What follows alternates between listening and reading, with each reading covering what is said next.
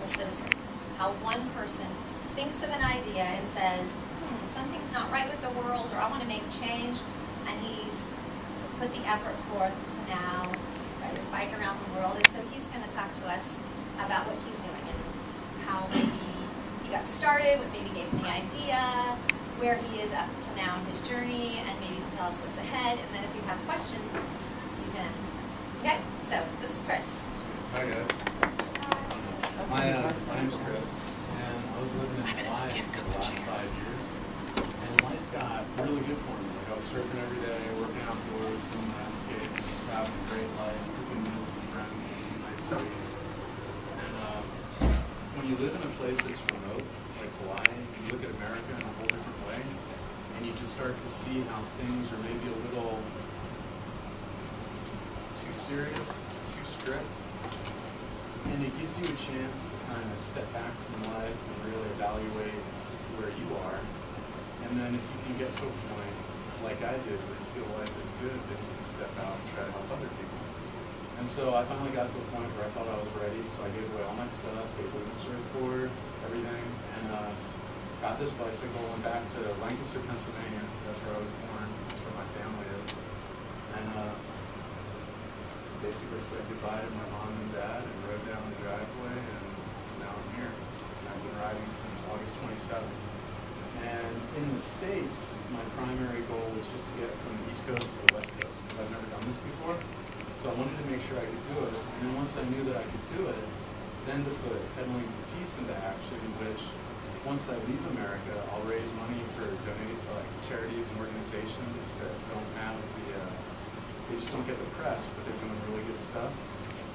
And also to do my own work, like permaculture farming, which I learned in Hawaii, digging wells for people, just helping out wherever I can. I also know some Chinese medicines, I do that for people.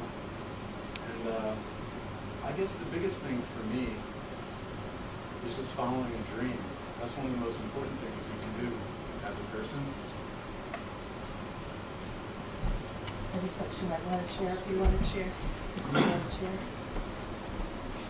What questions do you guys have about long distance bicycling or anything? Because for me, I'm kind of talking in front of people. I get nervous like that, so I don't know what to say. And if you guys have questions, that would help out a lot. Anything. You guys have no questions? Okay. What were you doing with Hawaii? I was landscaping, permaculture farming. Permaculture farming is like sustainable farming. So using like compost and really working with the land, and lots of surfing, lots of farming, just fun in Hawaii. Yes.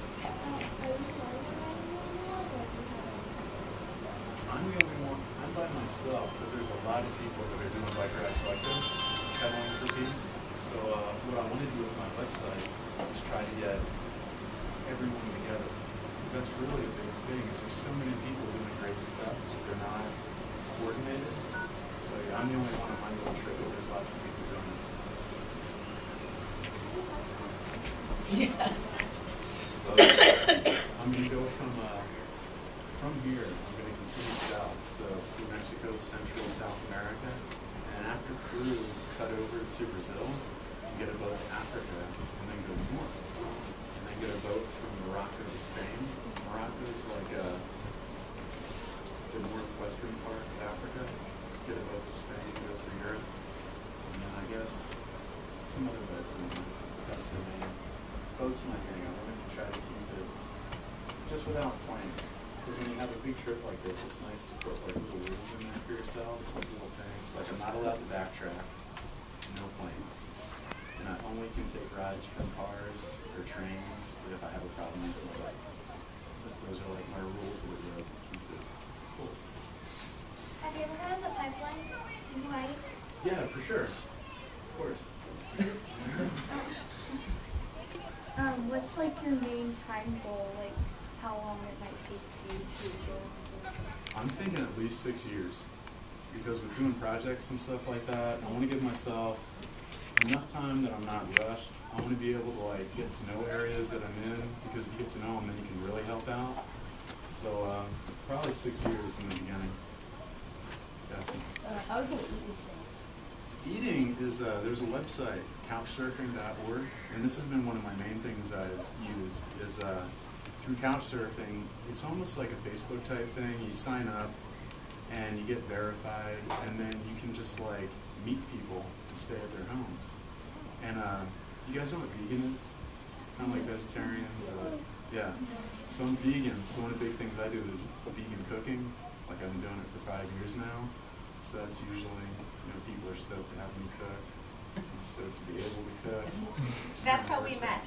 We met through couch surfing, and we had a lot of things in common. Yeah. And kind of in the effort, the same effort in wanting to help people. And so he made like 5 of us, an amazing vegetarian lasagna last night, vegan too, like no dairy. It was delicious, and we finished it for lunch. So it's nice to have people at your house too that can make amazing meals. Yes. If someone wanted to like join this effort, Peddling for Peace, how would they do that? Just contact me, because it's still so early, and like I'm still kind of putting it all together for me. But if someone wanted to join, just contact me, and then yeah. Eventually, what I'm hoping is it'll become a big enough thing with donations and stuff that if people want to do it, they'll be able to join, and then another verification process, and then they can be pedaling for peace people and get financing and everything through the website. I was going to add to that, and you can correct me too. I'm just thinking, if you went to his website, you can, read more about his mission and what he wants to fulfill. And maybe you can't go on an epic bike journey, but you can look at what he's trying to promote, and from wherever you are, you can promote the same thing and be pedaling for peace as well in that joint effort to promote an idea and promote a way that people can change the world even from where they are. He has the ability and the resources to be able to go off for 5 or 6 years, but maybe you can't right now, but you can still be a part of the effort, so in that way. Blog or a website, or you gotta do any of that kind of stuff? You don't have a computer? I've got it all. Oh, you do? I've got it in spades, yeah. So people can go on and see where you are and where you're going? So pedalingforpeace.com. I just finished up my map this morning. It's all slowly coming together, but pedalingforpeace.com, Facebook, Pedaling for Peace, YouTube, Pedaling for Peace. So have you just started? No, August 27th, 2010, I left Pennsylvania. Oh, Pennsylvania. Pennsylvania, yeah. And I'm here now, and like with all things, if they're going to be good and strong, they got to grow slowly, so it's been slowly coming together. And the website's done now. So. Just a question about that. Yes. What is couchsurfing?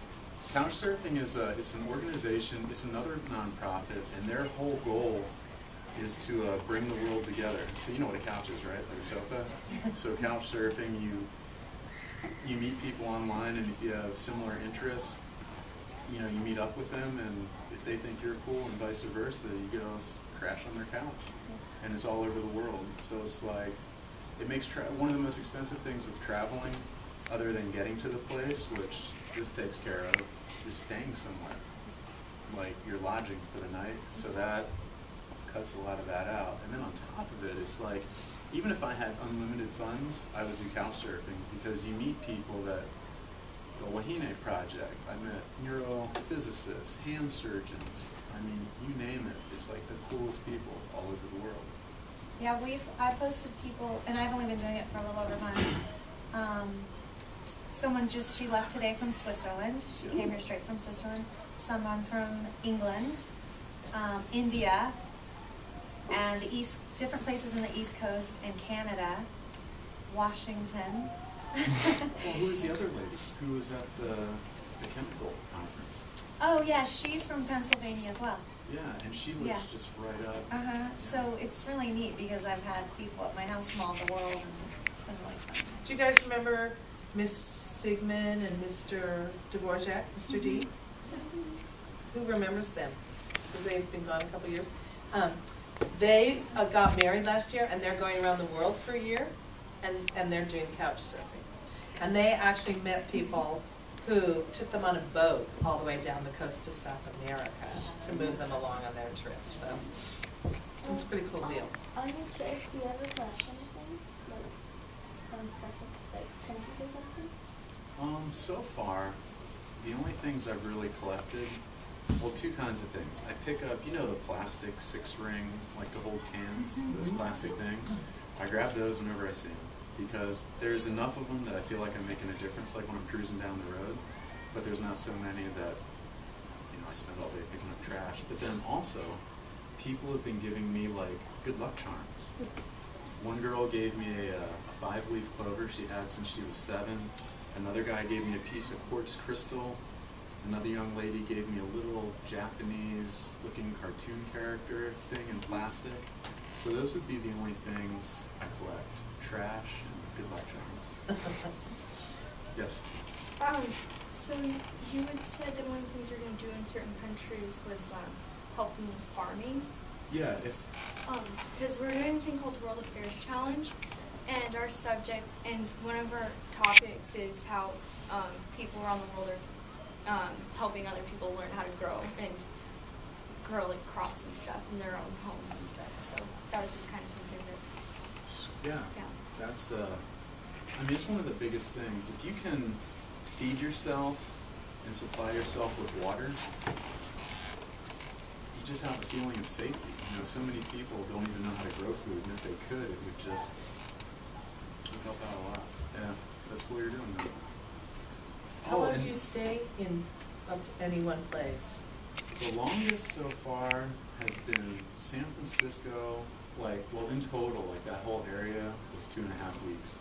And then before that, my longest was Nevada, where I got chicken pox. Right? 35 years old, I get chicken pox. And I was there for 2 weeks, getting over it. Good stuff. How do you fund this? Do you have your own money, or do people donate, or what? How do you? I mean, you have to pay something if you're getting on the boat. And Totally. if your bike breaks and you need a new tire or wheel or something. Or... With a lot of the stuff with the bike, I've been super fortunate for donors. And then for living expenses, I had a house in Texas, and one day in Hawaii, as everything was being given away, I decided to let the house go into foreclosure, and whatever money I had, I just took it, cashed out a retirement fund, and I had $10,000. And from that, I just decided, all right, the whole life of me being in business and stuff like that is gone. Now I'm going to take this money, ride a bike, and I know $10,000 will get me out of America. So once I get out of America, then we'll see what happens. So we'll see. We'll see where it goes from there. Yes. How long have you been here? Here, I've been, what is this, day 1? Yeah, I was in Seaside. How long are you gonna stay? A couple days. I want to do some surfing with the Wahine project. And, yeah. And plus, my knee's been, I don't know what I did. I had something going on with my pedals. And Dion thinks I might have been overcompensating. I'm not sure what it is, but right under, it's like under the kneecap. So I want that to go away too. So a couple days to answer your question. And this is how I carry everything. I forgot about that. I have in the back, I just brought one of each, but they're on both sides. And total weight on 2 bags in the back, 2 bags in the front. I have a big sleeping bag with a bivy sack. Do you know what a bivy sack is? It's like you have your sleeping bag, and this is like a sheath for the sleeping bag. So instead of having a tent, I just go in this bivy sack, which is, it's almost like your skin over the muscle. And it's completely waterproof, so I can like lay in a puddle in this thing in my sleeping bag. So it doesn't matter if it's raining, it comes straight over your face, but it's super compact and 90 pounds total. This is for dogs. Sometimes when you're out there, it's hollow, but there's some pretty, if you go on these really back roads, there can be some pretty big animals that come out at you, and you want to be able to, you know, keep them at a distance. I've had, especially in Arkansas, there were some dogs that came after me. It's just, yeah. Have you had any people come be not friendly? There have been, you know, I must have met so far on this trip hundreds of people, and there's been maybe like 3 instances where it hasn't been cool. And when I step back and look at it, I can totally see how it happened, and it's just kind of like, you meet enough people, you're bound to meet someone that doesn't agree with you, and they don't know how to deal with it properly, so they just end up, all right, whatever. On to the next.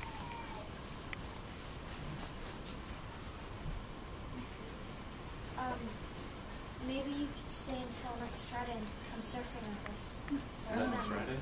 They have their surf class next Friday. Yeah, unfortunately, the weather cleared, you guys probably could have gone. It's pretty windy out on the Yeah, on the I bay. can see a lot of It's white super- caps, super yeah. windy. We only have 4 days and this is our second day. And we haven't. So you can't carry a surfboard there, so. I had thought about it, and I spoke with Dion, and it's like the only thing stopping me from putting the surfboard on this is the wind. Like these bags alone, when I was coming from Half Moon Bay, do you guys know the Pigeon Point Lighthouse?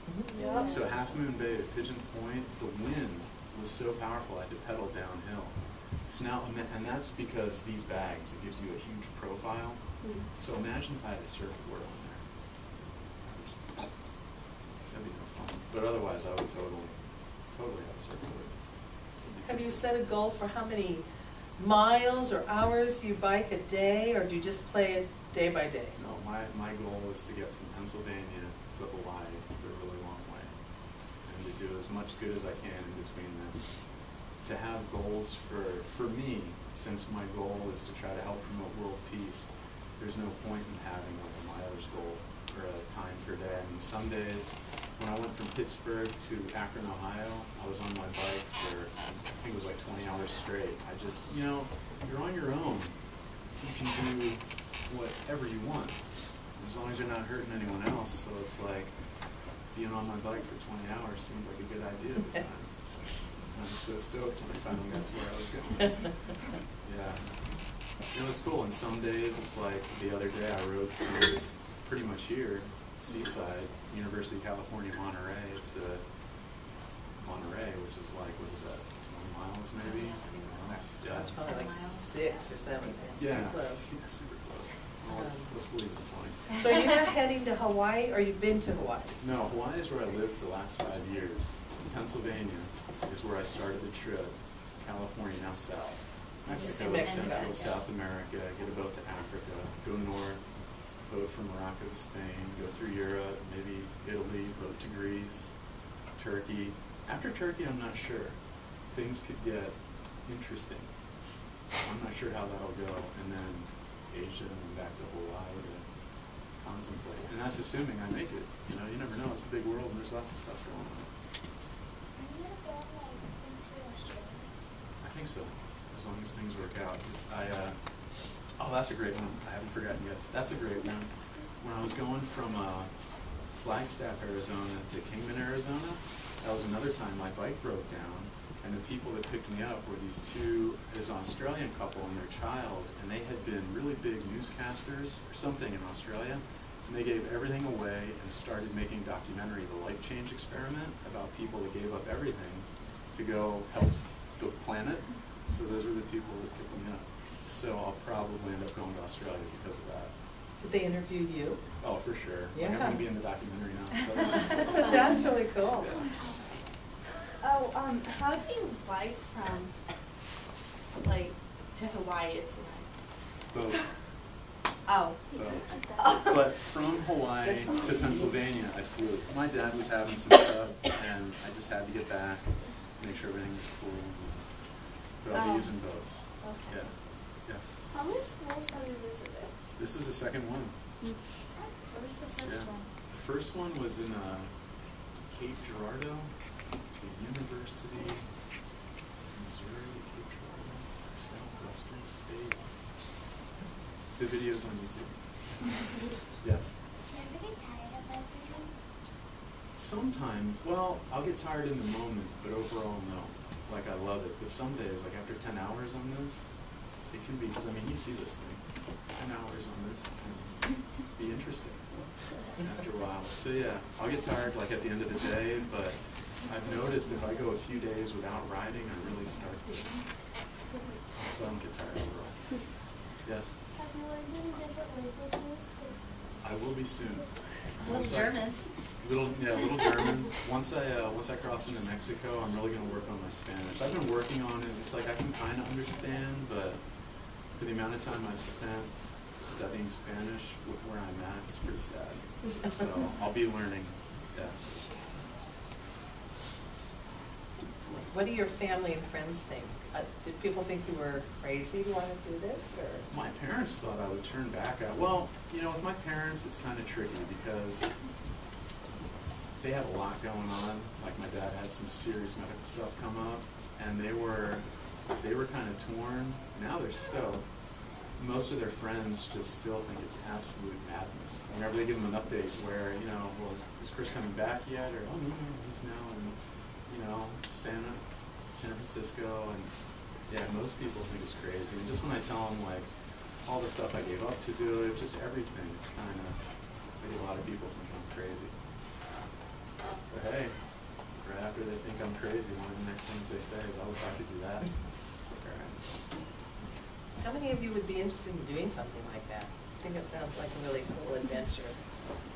So, You have no idea how safe the world really is. Like once you get out into it, I know the news says lots of things, and you know bad things do happen, but if bad things happened at the frequency which they put out that they do, you know, nobody would leave their home.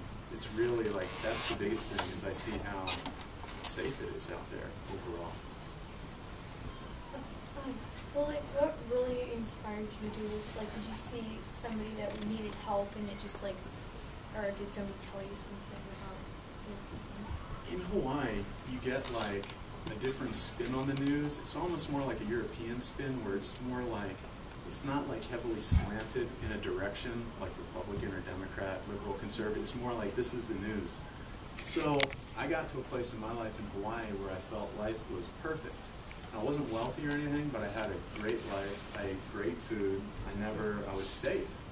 I mean, I could fall asleep outside and nothing would happen to me. I wouldn't freeze to death. There's fruit hanging from trees all around. The temperature at the lowest it ever got, one day in 5 years it hit 55 degrees. Right? I mean, on average it's like 70. You couldn't freeze to death if you wanted to. So I was so safe and so happy that I figured, this is perfect. This is heaven for me. So I could either just sit back and try to keep that feeling going until the day I die, or be happy that I got it for a moment and then go try to help other people, see if they can get it for a moment. What was the worst thing that happened to you? On the trip, the dogs. you know? No, because even that was kind of, you know, about day 5 I found myself thanking God for it, which I'm not sure why, but I remember I was really glad I had it after a while. I think I was glad I had it because I was in such a safe place. It was like, well, how perfect is that? Gonna get chicken pox in a place where they're just, I don't know, you know, nothing really bad's happened.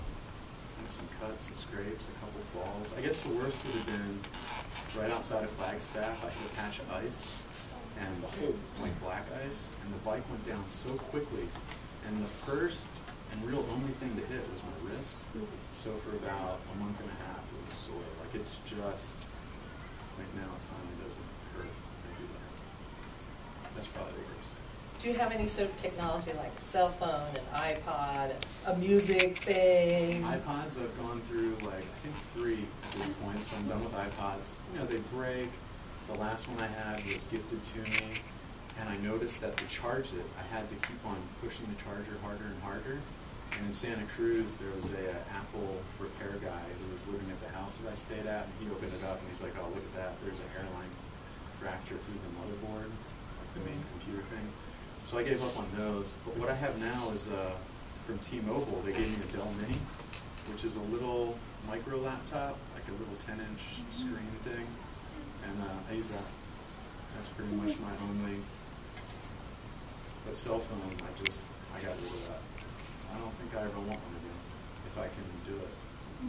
Because it just, if you talk on one long enough, you know, the whole side of your face starts to get red. They think that cell phones are the reason bees are dying. I don't want to be any part of bees dying. Because if bees die, you know what happens if there's no more bees, right? Yeah. There's no more food. Flowers. Yeah. So you don't ride down the highway with ear things in your ears, like, I bet half of these people here can't imagine going anywhere without their things in their, in this. But I only don't do it because I keep breaking them. Oh, so if you had one that was reliable, you. If I had a reliable one, for some stretches of road, like if I have a huge shoulder, I'll do it. But there's a lot of times where you're on a road where you have to stay on like the thin white line because to the right of you, the shoulder's fallen away to like a 5-foot ditch full of rocks, and to the left is like Mack truck right there. You have to be so focused because when they come by, I mean, they're literally like right there. And they come by at like 60, 80 miles an hour, you get the rock. Because they go by and it creates a vacuum and the air rushes in and pulls on me, and it's like, so it's pretty wild. There I wouldn't use the headphones because you have to know when they're coming up to prepare to counterbalance each rock. If I go that way, you gotta go that way. Are you gonna ride down Highway 1? I already have them, yeah. I got kicked I mean, off are too. you gonna go down through Big Sur? Yeah, for sure. Oh yeah, yeah. Because I'll that stand on road's the pretty. coast. Yeah, I like it though. You got kicked off a road? Yeah, on Highway 1, like it goes from highway to freeway, and I'm not hip to where that change happens, and the federales came, and you know, all of a sudden this voice is speaking to me. You need to get off the highway now! Oh my God, what's going on? I'm sorry, God. And I look over and it's California Highway Patrol. So you're not allowed on a highway, a federal highway? Freeway.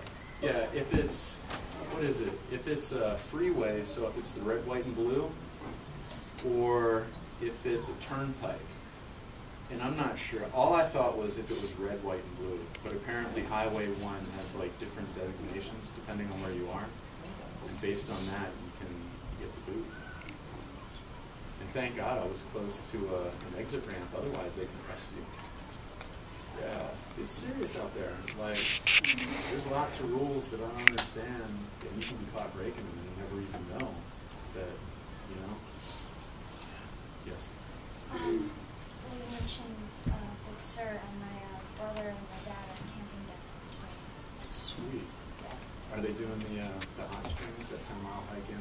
Probably not. They wanted to take my dog, but I was like, no, that isn't my dog. Because they won't take me to be there. Your dog probably would have been pretty stoked. The thing is, Tina hates the water, and so it's probably going to be raining down there and wet, so I hated that. Well, I hope when we go there it's not raining. So you plan to head out there tomorrow or in a couple days? A couple of days. Maybe who knows, maybe I'll bounce around Monterey. Yeah, because the weather Friday. could be real wild for the next couple of days. You know, wild weather, it's, for me, the biggest thing is the wind. The wind, like it can rain and it can be cold, and that stuff's fine. When it gets really windy, that's the one that seems to, that breaks me. And that's the one where next thing you know I'm talking to the sky, and the cars are looking at me like, what is this guy doing? But yeah, the wind, that's the one that really, so if it's not windy, you can do whatever else it wants. That's cool. The wind is Yeah. blowing up Yeah. now. We're praying for snow, but it seems like we might not. Because we've never had snow here that I know of. Wow, that's pretty cool. You want some? Right. So you carry a jacket, do you carry tools or anything for your bike, or you I've just? got I mean, I carry acupuncture needles, I carry medicine, I carry a suture kit, I carry everything. Food, vitamins, supplements.